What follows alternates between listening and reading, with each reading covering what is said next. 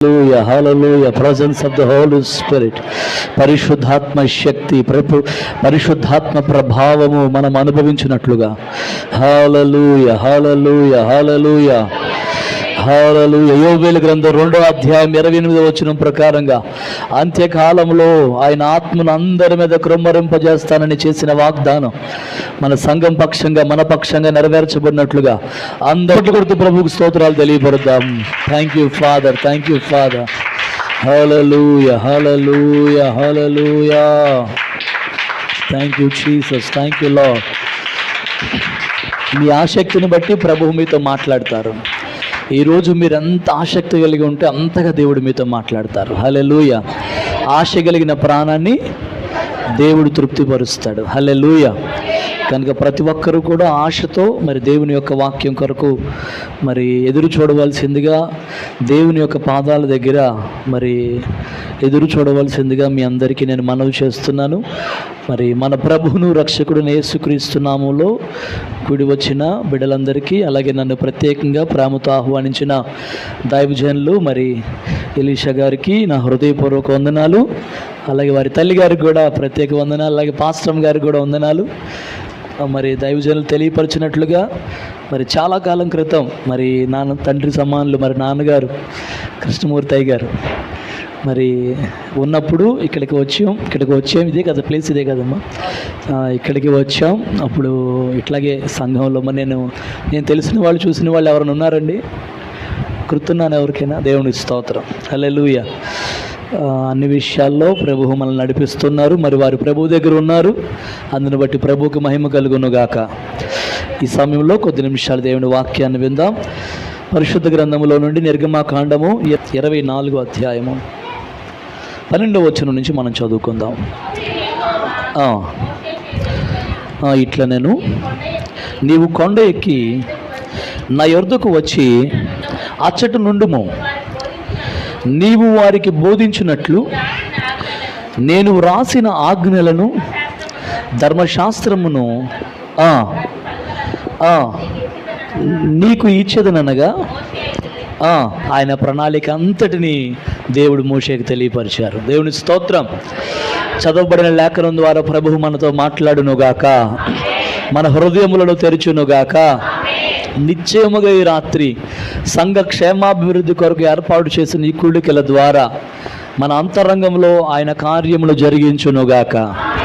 Amen. ఈ మాటల్ని మోషే గారు రాశారు నిర్గమాకాండంలో. ప్రత్యేకంగా మరి అధ్యాయానికి వస్తే ఈ అధ్యాయంలో మనం స్పష్టంగా 12వ వచనంలో కనుక చూస్తే కొండ మీదకి ఆజ్ఞలు ఇవ్వడానికి దేవుడు పిలుస్తున్నాడు అని మనకు కనబడుతుంది. హల్లెలూయా. దేవుడు ఒక వ్యక్తిని అనేక మందికి ఆశీర్వాదకరంగా మార్చాలి అంటే, అంతేకాదు ఇక్కడ ఉన్న మిమ్మల్ని కూడా మీరు ఆశీర్వదించబడడంతో పాటు అనేక మందికి మీరు దీవెనకరంగా మార్చబడాలంటే, అనేక మందికి మనం ప్రయోజనకరమైన పాత్రలుగా మార్చబడాలంటే మనం ఏం చేయాలి? శ్రద్ధగా మనం ఒకదాని తర్వాత ఒకటి నేర్చుకుందాం. చూడండి. అప్పుడు యెహోవా మోషేతో ఇట్లను, నీవు కొండ ఎక్కి నా యొద్దకు వచ్చి అచ్చట ఉండుము. ఒక క్రైస్తవ విశ్వాసి యొక్క లేక ఈ లోకంలో ఉన్న ప్రతి ఒక్క బిడ్డ విషయంలో దేవుడు కలిగిన ప్రణాళిక ఏంటంటే ఆయనతో మనం ఉండాలని. చెప్పండి. అందుకనే యేసు ప్రభు వారు కూడా శిష్యులతో పాటు ఉన్నప్పుడు ఆయనతో కూడా ఉండుటకు అని ఉంటుంది. కొండ మీదకంట ఆయనతో పాటు ఉండడానికి కొంతమందిని తీసుకెళ్లారంట. వారి పేర్లు చెప్పగలరా మీరు ఎవరైనా? చెప్పండి. అబ్బా, ఆయనతో ఉండడం కొరకు వారిని ఏం చేశాడు? సపరేట్ చేశాడు, ప్రత్యేకపరిచాడు.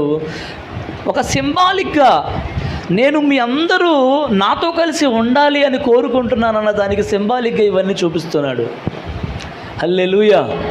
ఇక మోషే గారు కూడా తన కుటుంబంలో చాలా ప్రత్యేకంగా కనబడ్డాడు. ఆమేన్. దేవుని యొక్క నోరుగా మార్చబడ్డాడు. అంతేకాదు తన బంధువు అయినా, తన అన్న అయినా, తన అక్క అయిన వారికి దేవుడిగా మార్చబడ్డాడు. మీకు తెలుసా అది? దేవుడు అంటాడు ఆ మాట. ఏమంటాడు? అహరోనికి నీవు దేవుడవు, నేను నీకు చెప్పింది అహరోనుకు చెప్పు, అహరోను ప్రజలకు చెప్తాడు అంటాడు. హల్లెలూయా. నువ్వు ఇంట్లో ప్రత్యేకంగా గనక దేవుని పక్షంగా దేవుడితో కలిసి కూర్చోవడానికి నువ్వు ఇష్టపడితే నిన్ను టేస్ట్గా మారుస్తాడు దేవుడు. హల్లెలూయా. చాలామంది అనుకుంటారు అరిచి గెలిచి సంపాదించుకుందాం అంటారు ఆధిపత్యాన్ని. కాదు కాదు, అరిస్తేనో ఇంకా కొట్లాడితేనో వచ్చేది కాదు ఆధిపత్యం. దీనులు భూలోకాన్ని స్వతంత్రించుకుంటారంట. మీ పక్కన వాళ్ళకి చెప్పండి మాట. అక్క అదే లేదక్క, అది చెప్తావేంటి? ఏజు రక్తమే, పర్లేదులేండి చెప్పుకోండి ఒకసారి, ఏం కాదులే ఒకసారి చెప్పుకోండి. అక్క దీనత్వం అంటే కొంచెం కష్టమే. హల్లెలూయా. యేసు ప్రభువారు అదే మనకు చూపించింది. ఆమేన్. యేసు ప్రభువారు నేర్పించింది అదే మనకి. నాతో పాటు ఉండు అని ఆయన అన్నప్పుడు, దేవునితో పాటు నువ్వు ఉంటే ఇంటి వారందరిని ఆయనే చూసుకుంటాడు. హల్లెలూయా. దేవునిలో ఉన్న ఆ గుణగణాలన్నీ మనలోనికి వచ్చేస్తాయి. అందుకనే ఆయన 40 దినాలు ఉపవాసాలు ముగించుకుని బయటకు వస్తున్నప్పుడు ఆ వెలుగును చూచి ఇశ్రాయేలు ప్రజలు కనులు మూసుకున్నారంట, అడ్డు పెట్టుకున్నారంట. వెలుగును చూడలేకపోయారు. మోషే మొహాన్ని కూడా చూడలేకపోయారు. దేవునితో ఉంటే దేవునిలో ఉన్న మహిమ నీ మీదకి కూడా వస్తుంది. హల్లెలూయా. ఇక్కడ మనం నేర్చుకోవాల్సింది ఏంటంటే, ముందు తన కుటుంబాన్ని విడిచిపెట్టాడు. హల్లెలూయా. ఏం చేయాలి చెప్పండి? మనము కుటుంబాన్ని విడిచిపెట్టాలి. అంటే ఏంటి? వాళ్ళు అంటున్న మాటలు పక్కన పెట్టాలి. విన్నారా? వాళ్ళు అంటున్న మాటల్ని పక్కన పెట్టాలి. ప్రార్థనకి వెళ్తున్నావా? 4 అక్షంతలు వేశారు. ఏం చేయాలి? ఆనందంగా తీసుకోవాలి.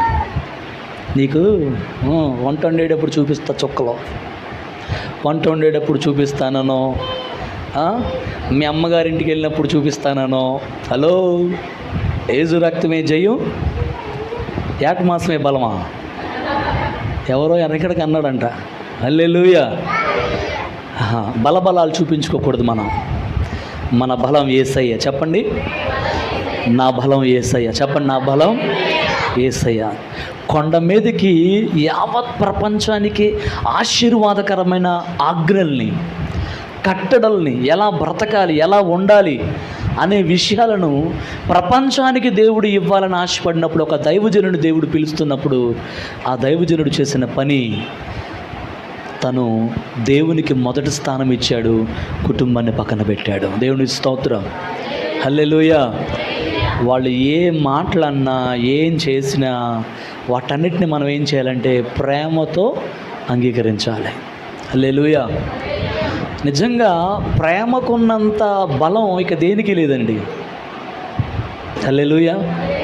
నిజం చెప్తున్నాను. మీ ఇంట్లో ఎప్పుడు రోజు గొడవలుగా ఉన్నాయా? ఒకవేళ గొడవలు ఉన్న ఇంట్లోకి శుభవార్త చెప్పమంటారా? గొడవలు లేకుండా ఉండాలంటే మీరు ఒక పని చేయాలి.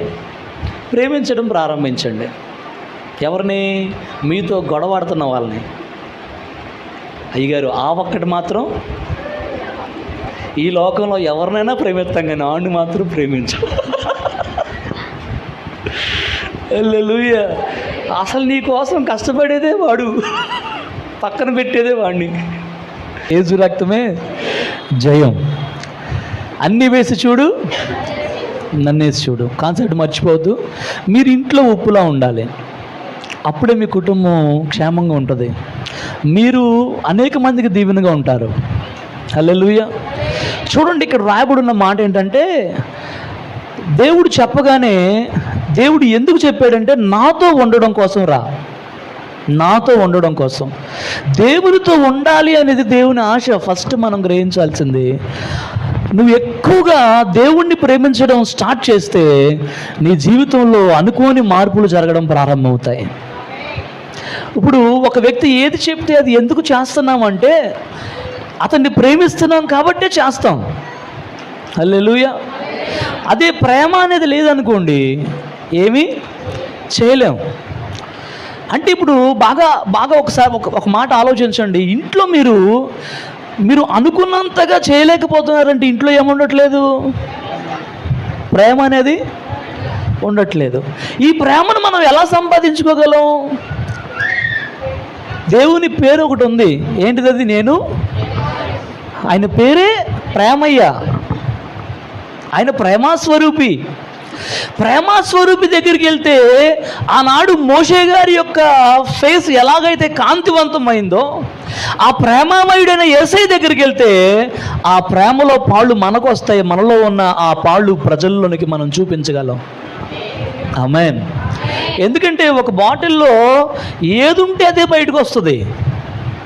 నీళ్ళుంటే, పాలుంటే, పెట్రోల్ ఉంటే, మజ్జిగ ఉంటే, కోపం ఉంటే, అల్లరుంటే, గొడవలుంటే, కక్షలుంటే, మరి ఇంట్లో వస్తున్నాయంటే కారణం లోపల ఏముందని అర్థం? ప్రేమ లేదని అర్థం. హల్లెలూయా. ప్రేమను ఇచ్చే యేసయ్యని కనుక మీరు పట్టుకుంటే ఎంత నరకప్రాయమైన ప్రేమగా మార్చేయచ్చు మీరు. హల్లెలూయా. ఈరోజు మోషే గారిని దేవుడు రమ్మని అనగానే ఎక్కడో మిథ్యాను అరణ్యంలో ఉన్న ఆయనకి కలిగిన దేవుని ప్రత్యక్షత ఎక్కడ తీసుకొచ్చిందంటే ఐగుప్తు దేశంలోనికి తీసుకొచ్చింది. యాక్చువల్గా అతడు ఆ ప్రాంతాన్ని చూసి భయపడి వెళ్ళిపోయాడు. అక్కడి నుంచి భయపడి పారిపోయాడు అక్కడి నుంచి. కానీ ఎప్పుడైతే దేవుని ప్రేమలో పడ్డాడో అలాంటి మరణకరమైన ప్రాంతానికి కూడా నడిపించబడ్డాడు. హల్లెలూయా. మీ కుటుంబం సంతోషమయంగా మార్చబడాలంటే, మీరు అనేక మందికి సంతోషమయంగా మార్చబడాలంటే మొట్టమొదటిగా మీరు కలవాల్సింది దేవుని యొక్క సన్నిధి. ఆమేన్. మోషే గారు ఆయన సన్నిధికి వెళ్ళడానికి ఏం చేశాడు? అడుగులు వేశాడు. రెండో విషయం మనం గ్రహించాల్సింది ఏంటంటే, యెహోవా మహిమ కొండ మీద నిలిచెను, మేఘము 6 దినములు దానిని, ఎన్ని దినాలు చెప్పండి? 6 దినాలు కమ్మి అక్కడే ఉంది. కానీ దేవుని స్వరం ఎప్పుడు వినపడింది చెప్పండి? 7వ దినమున ఆ మేఘములో నుండి దేవుడు మాట్లాడాడంట. హల్లెలూయా. గారు బాప్తిసం తీసుకున్నారు. ఆయన టైటిల్ పైన రాశాడు 35 సంవత్సరముల తర్వాత బాప్తిసం తీసుకున్న సహోదరి అని. ఎన్ని సంవత్సరాలంట? 1 కాదు, 2 కాదు. ఎంత ఘనంగా రాశాడు ఆయన అక్కడ. 35 సంవత్సరముల తర్వాత బాప్తిస్మము తీసుకున్న సహోదరి. హల్లెలూయా. కొంతమంది ఎన్ని సంవత్సరాలు అవుతున్నా ఎంటారు వెళ్ళిపోతారు. హల్లెలూయా. రక్షణ యొక్క అత్యవసరత గుర్తించట్లే. కొండ మీదకి వెళ్ళిన ఆయన 1 దినమైనా, 2 దినములైనా, 3 దినములైనా, 6 దినములు గడిచిన దేవుడు నన్ను పిలిచాడు, నాతో మాట్లాడతాడు, నాకు ఆయన చేయాలనుకున్నది చెప్తాడు అనుకుని ఆయన ఏం చేస్తున్నాడు? ఎదురు చూస్తూనే ఉన్నాడు. దేవునికి స్తోత్రం. హల్లెలూయా. నీవు అనేక మందికి ఆశీర్వాదకరంగా మార్చబడాలంటే, నీవుగా ఆశీర్వాదకరంగా మార్చబడాలన్నా కూడా మనం నేర్చుకోవాల్సింది ఏంటంటే ఎదురు చూపు. ఏంటండి? దాన్నే మన బైబిల్ పరిభాషలో చెప్తారు ఓర్పు. ఏంటండి? ఓర్పు, సహనం. చెప్పండి. ఓర్పు, సహనం. ఈ రెండు మనకేముండాలి? నిండుగా మెండుగా ఉండాలి. అన్ని విద్యలు తెలిసిన ఆయన, అంత జ్ఞానం ఉన్న ఆయన ఏమైపోయాడు చెప్పండి? దేవుడి దగ్గరికి వచ్చి కామైపోయాడు. హల్లెలూయా. ఆయన దగ్గరికి వచ్చి కూర్చుంటే ఆయన నేర్పిస్తాడు. ఆమేన్. ఈ 4 దినాలు కూడా మనం అదే నేర్చుకోవాలి. ప్రభువా నాకు నేర్పించయ్యా. ఆమేన్. హల్లెలూయా. నాకు నేర్పించయ్యా. ఆ కొండ మీదకి వెళ్ళిన తర్వాత 7వ దినాన్న దేవుని మహిమ ఆ మేఘంలో నుండి ఆయన మీదకి వచ్చేసింది. దేవుని స్తోత్రం. అక్కడ ఒక మాట ఉంటుంది, 6 దినములు ఆ కొండను మేఘము కమ్మి ఉండెను. అంటే 6 దినములు ఎక్కడున్నాడు ఆయన? ఆ మేఘం మీదే.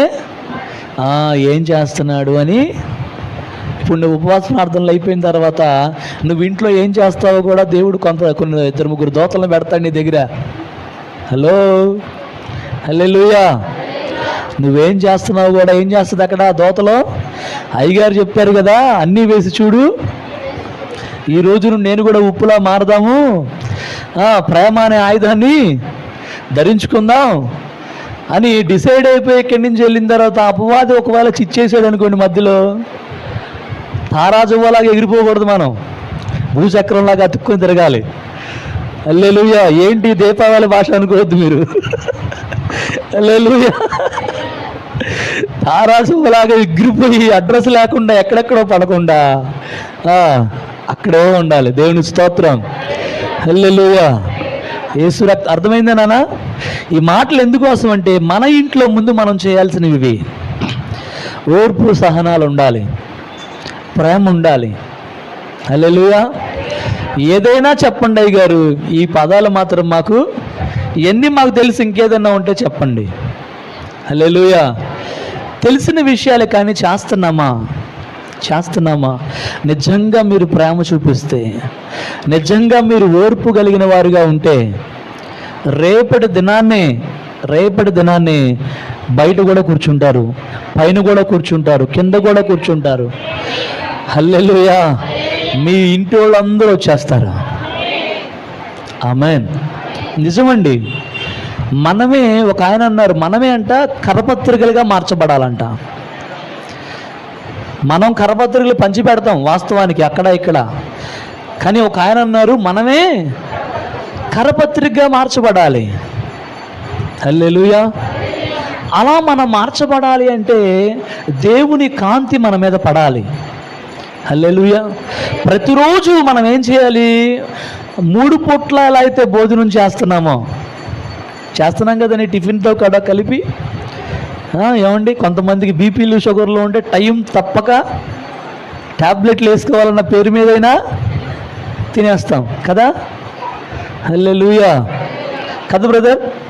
ఒక్కొక్కసారి పురుషులకు ఉండే ఆధిక్యత ఏంటంటే బీపీ కనుక ఉంటే ఆ వంక పెట్టుకుని ఎన్ని తిట్టేస్తారో భార్యని.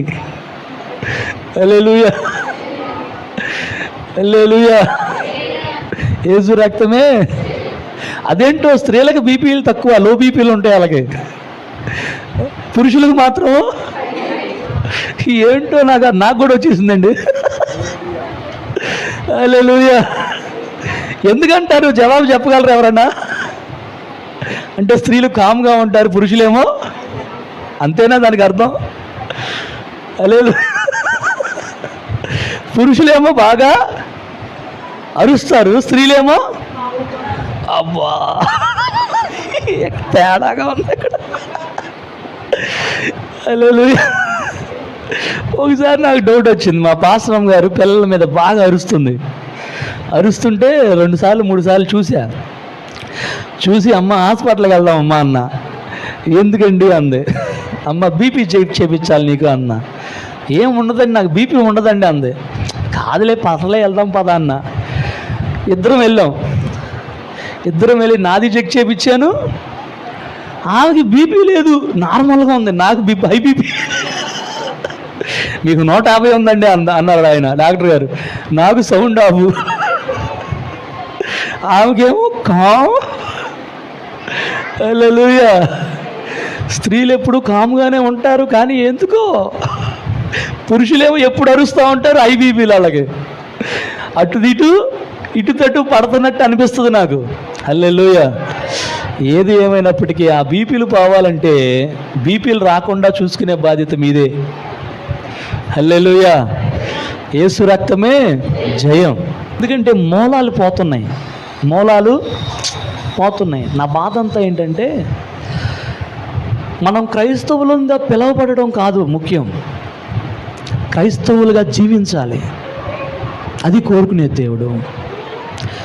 జీవించి, ఒక ఆయన అన్నాడు, క్రీస్తు కొరకు మరణించడం చాలా తేలిక, కానీ బ్రతకడమే కష్టం. హల్లెలూయా. హృదయంలో నుండి నేను మాటలు చెప్తున్నాను. దయచేసి మీరు ఈ మాటలు మీరు అర్థం చేసుకోండి.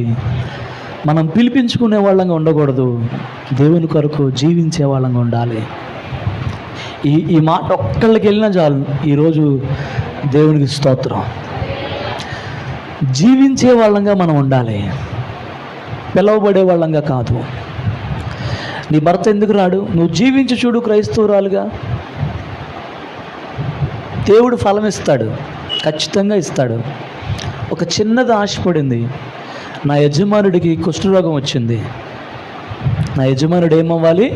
బాగుపడాలి. బాగుపరచబడ్డా? బాగుపరచబడలేదా? నలుగురు కుష్ఠరోగులండి. 2వ రాజుల గ్రంథం అమ్మ, చదవండి అమ్మా, 7వ అధ్యాయం 3వ వచనం చదవండి.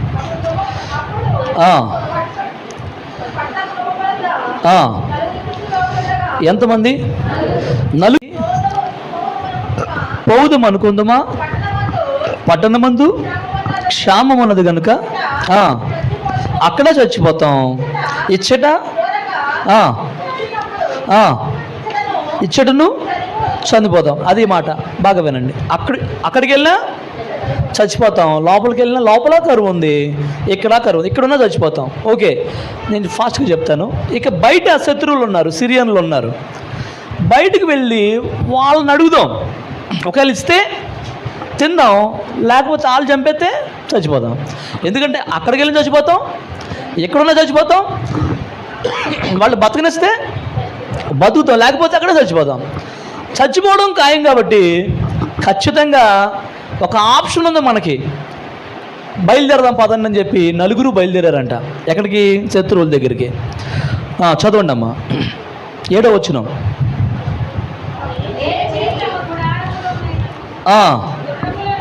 6వ వచనం నుంచి చదవండి అమ్మా. యెహోవా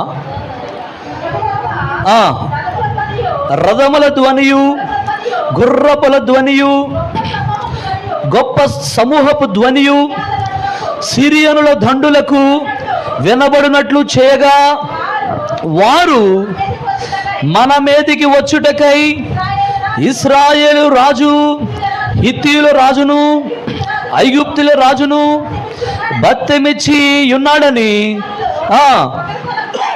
ఒకరితో ఒకరు చెప్పుకొనిరి. తమ గుడారముల్లోనైనను గుర్రములైనను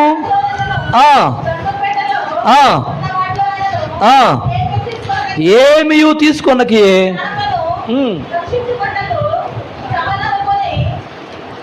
చదువమ్మా. ఉన్నది ఉన్నట్లుగా పేట విడిచి, చాలండి. దేవునికి స్తోత్రం. చప్పట్లు కొట్టి ప్రభువుకి స్తోత్రం తెలియపడతాం. అది మొన్న మధ్యన ఏం జరిగిందంటే, వారు జరిగినప్పుడు గ్యాస్ బండ్లు ఏమైపోయినాయి కదా, చాలా ఇబ్బంది అయిపోయిందిగా. ఉన్నవాళ్ళు కూడా ఇంకో బండ ముందుగానే బుక్ చేసుకుని ఇంట్లో పెట్టుకున్నారు కదా. హల్లెలూయా.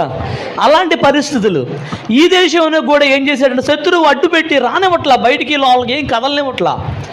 ఆ లోపల ప్రజలందరూ చివరికి ఎలాంటి పరిస్థితి వచ్చేసిందంటే, ఒకళ్ళనికొకరు చంపుకుని తినేంత పరిస్థితి వచ్చేసింది.